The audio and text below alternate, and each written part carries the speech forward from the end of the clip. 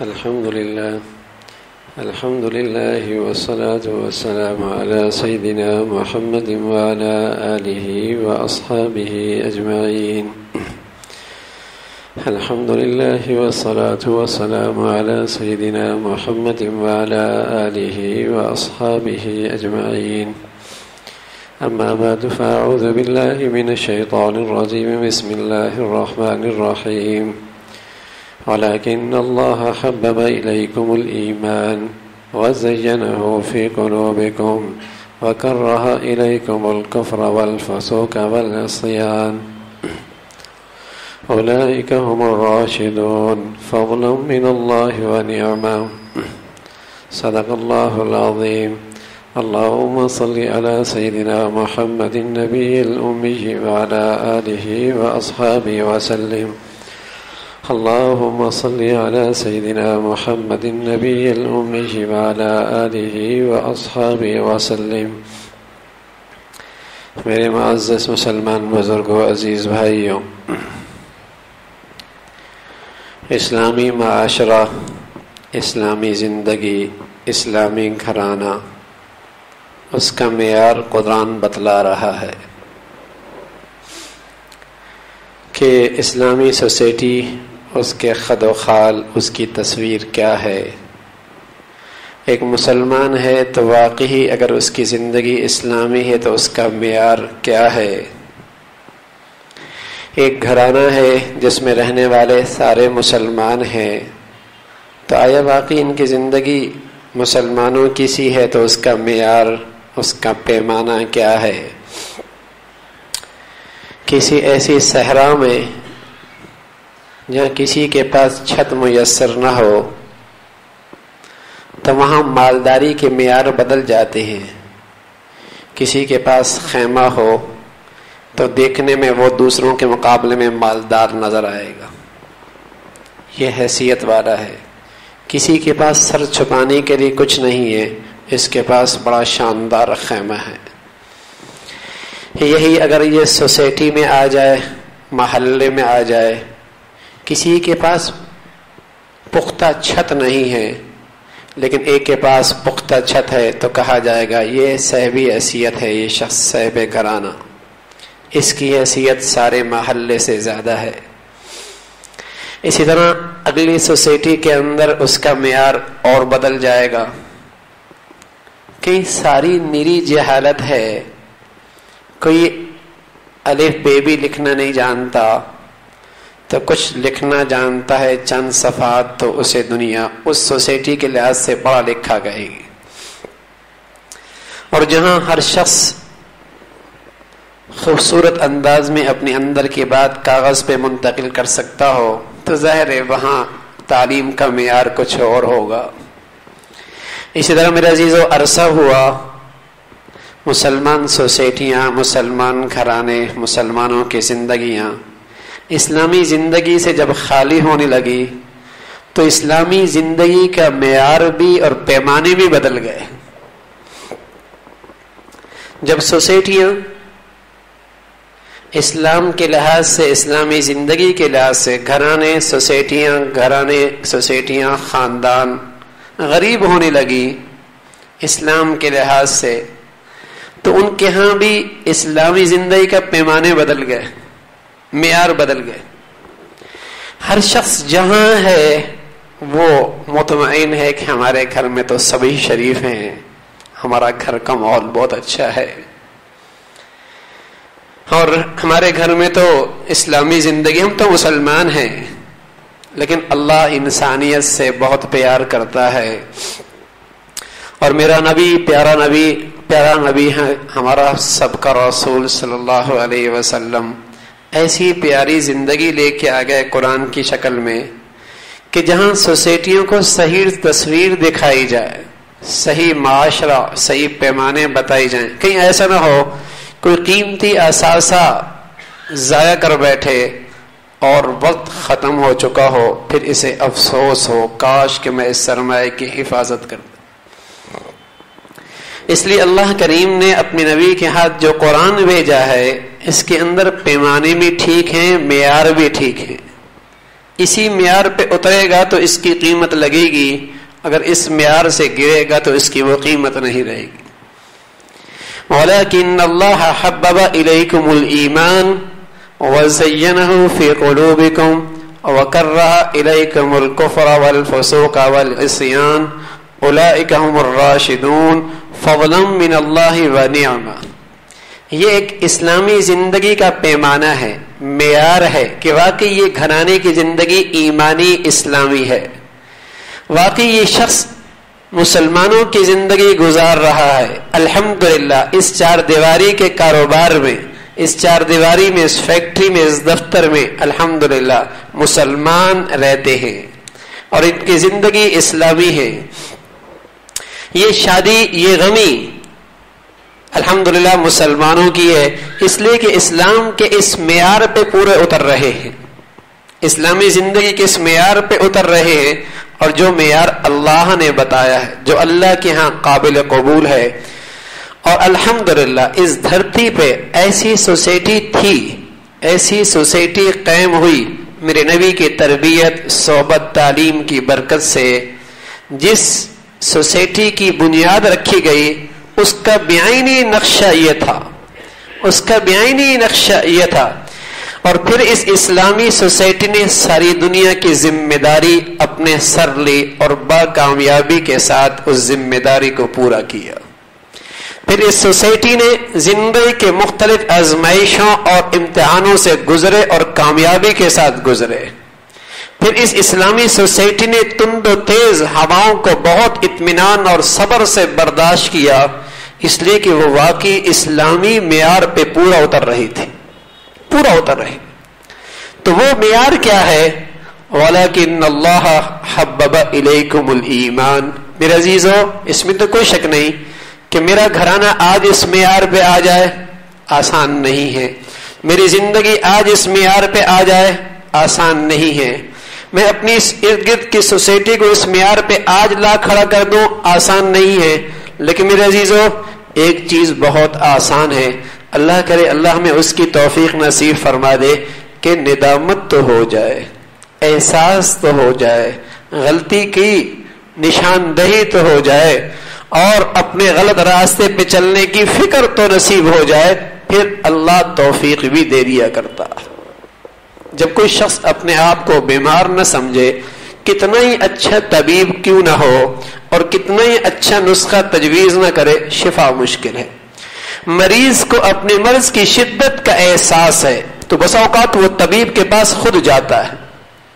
جب مریض کو اپنے مرض کی شدت کا احساس نہ ہو اور قیمتی طبیب قیمتی دوائی اس کے قدموں میں پیش کر دے تب بھی اسے قدر نہیں ہوتی، اس بیچارے کو اپنے مرض کا احساس نہیں ہے، وہ بلکہ بیماروں کو صحت مند سمجھ رہا، صحت مند کو بیمار سمجھ رہا، ایسا مزاج بگڑا ہے۔ تو ایسے شخص کا علاج مشکل ہے، اور کسی مریض کو اپنے مرض کا احساس ہو جائے تو وہ طبیب کے پاس خود جایا کرتا ہے، طبیب کے پاس خود جایا کرتا ہے، بلکہ اگر مرض کی شدت کا احساس ہو تو بس اوقات ٹانگ کٹوانی پڑے تو ٹانگ کٹوا دیتا ہے، ہاتھ کٹوانا پڑے تو ہاتھ کٹوا دیتا ہے، پیٹ چاک کروانا پڑے تو پیٹ چاک کروانا پڑتا ہے، اور بس اوقات زندگی کی موت کے منہ میں جانے کے لیے دل باہر نکال دیا جائے اور اس کو پمپ کیا جائے، یہ یہاں تک کہ لیے اس خطرے تک بھی تیار ہو جاتا ہے، اس لیے کہ اسے اپنے مرض کی شدت کا احساس ہے، اسے اپنے مرض کی شدت کا احساس ہے، اپنے نقصان کا اندازہ ہے اسے۔ ہاں میرے عزیزو، اللہ کرے ہماری زندگیوں کے اندر بھی یہ چیز پیدا ہو جائے کہ اسلام کے لحاظ سے میرے گھر میں کتنے امراض آ چکے ہیں، میرا بیٹا میری بیٹی کتنی مریضہ بن چکے ہیں، اور کس قدر میرے گھر کے اندر نقصان ہو رہا ہے۔ اگر یہ احساس بھی پیدا ہو جائے تو اللہ کی ذات سے امید ہے اللہ اس دولت سے پھر محروم نہیں کرے گا۔ تو یہ ایک اسلامی معاشرے کا معیار ہے کہ واقعی یہ مسلمانوں کی زندگی ہے۔ فرمایا وَلَكِنَّ اللَّهَ حَبَّبَ إِلَيْكُمُ الْإِيمَانَ وَزَيَّنَهُ فِي قُلُوبِكُمْ وَلَكِنَّ اللَّهَ حَبَّبَ إِلَيْكُمُ الْإِيمَانَ، تمہارے ہاں ایمان عزیز ترین چیز بن جائے، محبوب ترین چیز بن جائے. ایک ہے کسی چیز کو عقلاً اچھا سمجھنا، اور ایک ہے سبحان اللہ. قرآن اگلا لفظ کہتا ہے وَزَيَّنَهُ فِي قُلُوبِكُمْ، ایمان ان کے دلوں میں خوبصورتی اختیار کر لے، زینت بن جائے ان کے دلوں میں. یہ اگلی درجے کی چیز ہے. وہ کیا کہ ایمانی زندگی، نیکی کی زندگی، تقوی کی زندگی، نیکی سے محبت، اچھے اخلاق، اچھی قدریں، اس کا مزاج بن جائے. اور میرے عزیزو، مزاج ہر چیز پہ غالب آ جایا کرتا، مزاج ہر چیز پر غالب آ جایا کرتا.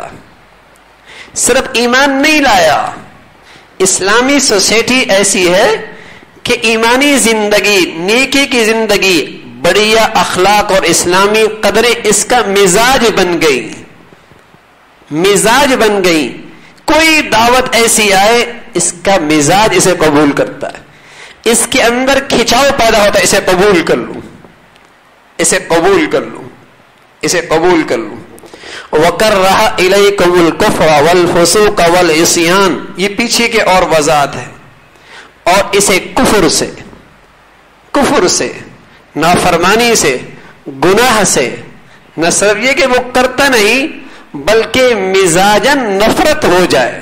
جیسے اردو زبان میں کہتے ہیں گھن آ جائے، گھن،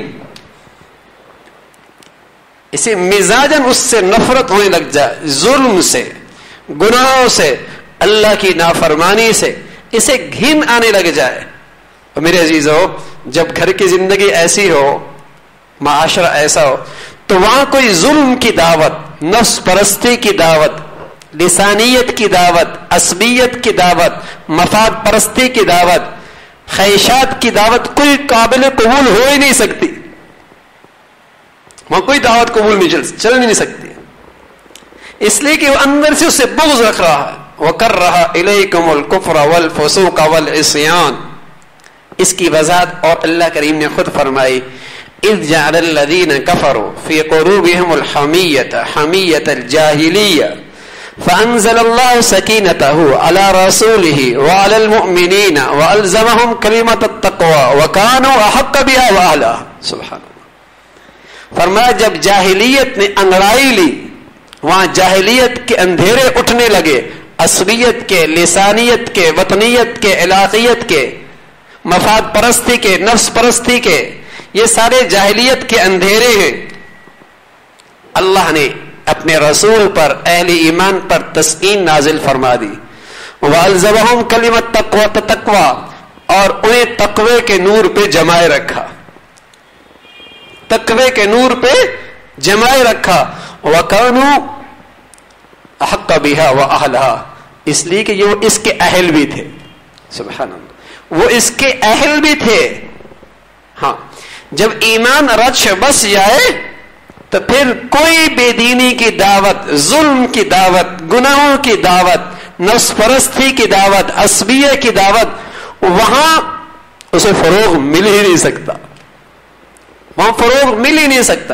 اس کا ضمیر، اس کے خمیر میں، اس کے ضمیر میں، اس کے خمیر میں نیکی کی محبت رس بس چکی ہوتی ہے، اور اس کا ضمیر اس ظلم سے، اس گناہ سے گھن کھاتا ہے، گھن کھاتا ہے، نفرت کرتا ہے اس گناہ کی زندگی سے.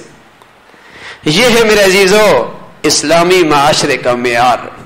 وَلَكِنَّ اللَّهَ حَبَّبَ إِلَيْكُمُ الْإِيمَانَ، ایمان ان کے اندر رچ بس جائے، ایمان ان کی عزیز ترین زندگی کا سرمایہ بن جائے، سب سے قیمتی دولت ایمان، اور ان کے دلوں میں یہ ایمان مزین ہو کے رہے. اللہ کا نبی صلی اللہ علیہ وسلم اللہ سے کہا کرتے تھے، اے اللہ ایسا ایمان دے دے، ایسا ایمان دے دے جو میرے اندر رچ بس جائے. ہاں، ضمیر خمیر کے اندر اس کی محبت، اس کی عظمت رچ بس جائے. وَكَرَّهَ إِلَيْكُمُ الْكُفْرَ وَالْفُسُوقَ وَالْعِصْيَانَ، اور گناہوں سے گھن آنے لگ جائے. جب آدمی بدبودار جگہ کے پاس سے گزرتا ہے اور مجبوراً اسے گزرنا پڑ رہا تو کیا کرتا ہے؟ اگر ہاتھ میں رومال ہو تو اسے ناک پہ رکھ لیتا ہے، اور اگر رومال نہ ہو تو ہاتھ رکھ کے گزر جاتا ہے اور تیز قدموں کے ساتھ گزر جاتا ہے. گھن آ رہی ہے. سبحان اللہ. مسلمانوں کا مزاج ٹھیک ہو جائے, اللہ مزاج سلامت کر دے, ایمان رچ بس جائے, گناہ کے ماحول سے اسے یوں ہی گھن آنے لگ جائے, تیز قدموں کے ساتھ نکل جائے گا, تیز قدموں کے ساتھ. جب میرے عزیزوں مزاج فطرت بدل جاتی ہے, مزاج بگڑ جاتا ہے, تو بس وقت بدبو دار جگہ پر جا کر بھی بدبو محسوس نہیں ہوتی. کوئی آدمی بدبودار جگہ پہ کام کر رہا ہو اور ایک شخص خوشبودار جگہ سے نکل کر وہاں پہنچ جائے تو اس کا تو دم گھٹنے لگتا ہے, کہاں آ گیا. تو وہاں بدبودار جگہ پر جو لوگ بیٹھے ہیں کہتے ہیں کیا ہو رہا ہے, کہہ رہے دم گھٹ رہا ہے, یہاں تو اتنی بدبو ہے. ہوتا ہے ہاں, کہتے ہیں ہمیں تو محسوس ہی نہیں ہو رہا. وہ اس بدبو کے ایسے عادی ہو گئے, مزاج ایسے بگڑ گیا, انہیں تو محسوس ہی نہیں ہوتا. ہاں میرے عزیزو, میری ارد گرد کی فضا گناہوں کی بدبو سے بھر چکی ہے. کوئی سلیم الفطرت اس ماحول میں نکل کھڑا ہو تو اس کا تو دم گھٹنے لگتا ہے, لیکن مجھے تو احساس ہی نہیں ہوتا. میں اس بازار میں بھی بیٹھا ہوں, اس دکان پہ بھی بیٹھا ہوں, اس گھرانے کے اندر بھی ہوں, اس شادی کے اندر بھی بیٹھا ہوں, جہاں اللہ کی نافرمانی نہیں بغاوت ہو رہی ہے. بغاوت, رب کی نافرمانی نہیں, ڈنکے کے چوٹ علل اعلان اللہ سے دشمنی مول لی جا رہی ہے. میرا گھر کا کوئی ملازم میرے سامنے بیٹھ کر میرا کھانا کھائے اور کھانا کھاتی ہی میرے سامنے ناک چڑھائے اور میرے حکم کی خلاف ورزی کرے, دیکھ بھی رہا ہے میرے سامنے. ایک تو چھپ کے ہوتا ہے نا, اندھیرے میں ہوتا ہے, دیوار سے پیچھے ہوتا ہے, پردے کے پیچھے ہوتا ہے. کھایا ادھر کھایا اور ادھر ہی کھڑا ہو کے میرے خلاف. بتائیے کتنے دن رہے گا وہ اس گھر میں سکون سے, کتنے دن رہے گا. اور یہ بندہ ہو کر اللہ کا کھاتا ہے اور اللہ کی نظروں کے سامنے, اللہ کا کھا کر اللہ کی نظروں کے سامنے اللہ کی نعمتیں استعمال کر کے اللہ کی نظروں کے سامنے جرت کے ساتھ اس کی نافرمانی کرتا ہے, اور پھر کہے کہ اس دنیا کے اس کے گھر میں سکون سے زندگی گزارے گا. کیسے ہو سکتا ہے, کیسے ہو سکتا ہے. ہم اپنے ملازم کو سکون نہیں دینے دیتے جب ہمارے سامنے وہ کچھ کر لے.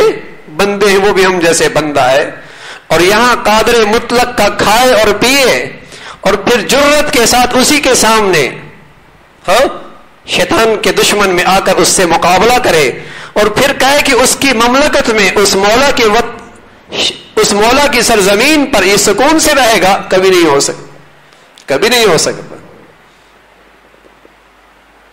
تو میرے عزیزوں, وَكَرَّهَ إِلَيْكُمُ الْكُفْرَ وَالْفُسُوقَ وَالْعِصْيَانَ, ایمانی زندگی اللہ نصیب فرما دے تو پھر گناہوں سے گھن آنے لگتی ہے. ہاں کوئی شخص رہ ہی رہا ہے بدبو کی جگہ پر, اسے احساس نہیں ہوتا, اسے احساس. خوشبودار جگہ سے کوئی آیا اسے احساس ہوگا میاں کتنا بدبودار جگہ ہے, یہاں تو دم گھٹ رہا ہے. اللہ کرے بھائی کوئی ایمان کی ایسی کیفیت نصیب فرما دے ہمارا بھی گناہوں کے ماحول سے دم گھٹنے لگ جائے. دم گھٹے کس جگہ پر آ گیا.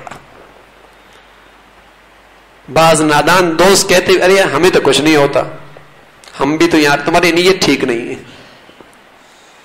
ہاں ہم بھی تو غیر محرموں سے باتیں کرتے ہیں, گپ شپ لگاتے ہیں, وہ ہمارے ساتھ بھی کالج میں ساتھ ہوتی ہیں, ہمیں تو کچھ نہیں ہوتا. تو بیچاروں کا دم اس لیے نہیں گھٹتا کہ مزاج بگڑ گیا, فطرت بدل گئی, فطرت بدل گئی. وہ اتنی بدبودار جگہ پہ رہ گئے کہ ان کا بدبو ہی مزاج بن گیا. ہاں یہ ضرور ہوگا, اب ان کا انداز بدل جائے گا, اب خوشبودار جگہ پر ان کا دم گھٹنے لگ جائے گا. جب مزاج بگڑ جائے تو پھر خوشبودار جگہ پر آ کے ان کا مزاج دم گھٹنے لگتا ہے. وَإِذَا ذُكِرَ اللَّهُ وَحْدَهُ اشْمَأَزَّتْ قُلُوبُ الَّذِينَ وَإِذَا ذُكِرَ اللَّهُ وَحْدَهُ اشْمَأَزَّتْ قُلُوبُ الَّذِينَ, جب اللہ کا ذکر آتا ہے ان کے پیشانیوں پہ بل آتے ہیں, ان کا دم گھٹنے لگتا ہے. نیکی کی صحبت میں, نیک ماحول میں, اللہ کے گھر میں جہاں مولا کے تذکرے ہو رہے ہوں وہاں ان کی طبیعت نہیں لگتی, وہاں ان کا دم گھٹنے لگتا. مزاج بگڑ گیا, مزاج بگڑ گیا. میرے عزیزو ولکن اللہ حبب الیکم الایمان وزینہ فی قلوبکم وکرہ الیکم الکفر والفسوق والعصیان. اللہ سند دے رہا ہے اور اللہ خوشخبری دے رہا ہے اولئک هم الراشدون، یہ لوگ رائے راست پر ہیں، یہ لوگ رائے راست پر ہیں، صحیح منزل کی طرف جا رہے ہیں. فضلا من اللہ ونعمہ، یہ سب اللہ کا فضل اور اس کا انعام ہے. سبحان اللہ، یہ سب اللہ کا فضل اور اس کا انعام ہے. میرے عزیزو اگر اللہ نے ایمانی راستے پہ چلا دیا تو ایک سبق یہاں پر یہ بھی ہے کہ اسے اپنا کمال نہ سمجھیں، اس پہ اپنا کمال نہ سمجھیں، اور کوئی اس راستے پہ نہیں ہے اسے حقیر نہ سمجھیں. اللہ کرے اسے بھی توفیق دے دے. اور مجھ پر جو اللہ کا فضل ہے اللہ اس فضل کو کبھی نہ سر سے اٹھائے، تبھی یہ سلسلہ چلتا رہے گا. کسی کو حقیر نہ جانے اور اپنے اوپر انعام کو اللہ کا فضل سمجھیں تو اللہ پھر اس میں اور ترقی نصیب فرمائے گا. اللہ ہمیں بھی ایسی ایمانی زندگی نصیب فرما دے. وآخر دعوانا الحمدللہ رب العالمین.